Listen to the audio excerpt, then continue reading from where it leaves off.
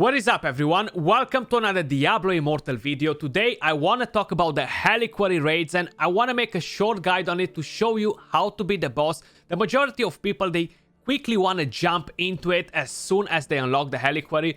Well, you gotta stay a bit relaxed, get your character to the right level, increase your power, and then go and challenge Lassal.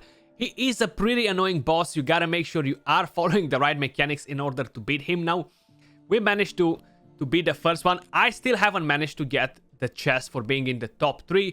My class is wizard, so it's a bit harder to drop in the DPS. While I was playing the game, I had to unlock most of my good skills. So I'm gonna show you one run when we were actually struggling. I'm gonna explain you the mechanics and how you can actually make it easier. Then I'm gonna show you a run when we've completed it after we actually managed to level up pretty high and was so much easier to do it. Now, it's pretty important to jump in and get your Helliquary upgraded, collect the Scoria, and just level it up because it is giving you some extra bonuses. So definitely it's important to focus on it. I wouldn't necessarily stress it out to go and do the raid as soon as possible because you are getting rewards, but it's not something that is gonna block your progression, you know? You gotta make sure you are doing it in the right days. Like, the reset is coming in. Let me just quickly check again. I think it's Monday and Thursday. So you're going to have the chance to do it twice a week. So you're going to have to make sure you are jumping in and doing it in between these times in order to don't miss out on the rewards on the Scoria, because it's pretty important to upgrade your Helliquary, kind of like taking us back to that thing. But let's jump into the run and I'm quickly going to walk you through everything that we experienced. Patch, 91k, I think we just bro. lost too many. Seriously? You all died?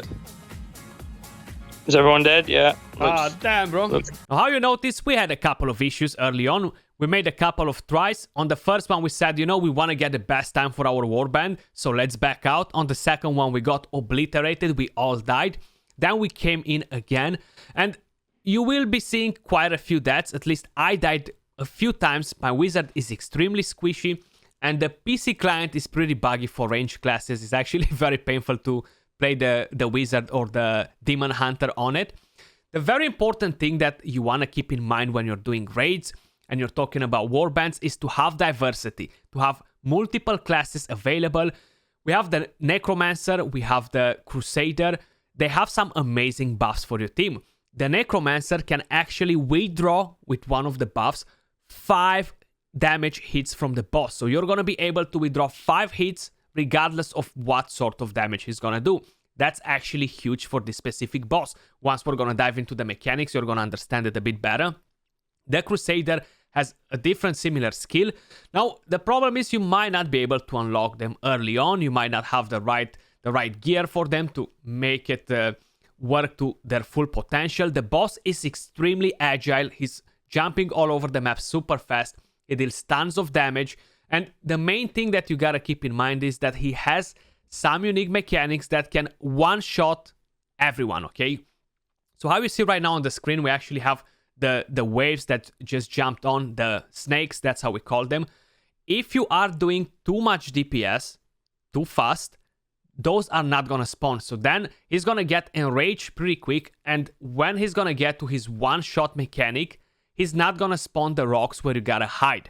So that's a problem. You're definitely gonna need a Necromancer to block that damage if you wanna be able to succeed in it to get a super fast time. We are lacking a Necromancer in my warband, unfortunately, at the moment, so that's definitely not great for us. Now, once you cleared all the waves, you killed all the snakes, he's gonna move to his second phase and he's gonna activate this crazy mechanic where he's gonna be able to one-shot everyone. But he's spawning these rocks on the map, so you're gonna wanna make sure you are hiding behind them in the shadow to make sure you're not getting one-shotted. There are a few tricks with it.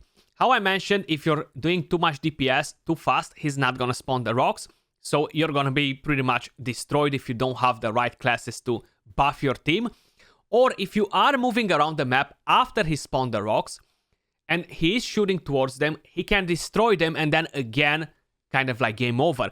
If you revive, the one thing to keep in mind is that you're not gonna be reviving with a lot of HP. So you're gonna wanna make sure you're staying out of danger. That's kind of like what happened to me. I died multiple times for the simple fact that I was low on HP, and instead of just trying to hide somewhere and just wait for a couple of seconds to get back on track to see if I can get to heal back or find some healing on the ground, I got wrecked again. So that's one thing to keep in mind. It's pretty annoying and it's getting pretty hard for your team to constantly revive somebody. So try to stay alive as much as possible. Clearly, it didn't work that great for me. I tried to get that healing. The boss jumped straight on me, wrecked me again. But honestly, you gotta keep an eye on all his mechanics. How I mentioned, he jumps pretty quick around. The rest of the mechanics are not as crazy as the one-shot thing. That's the main thing that you wanna avoid and make sure you're hiding behind the rock. The rest is just like shooting beams of fire and doing some crazy lava things.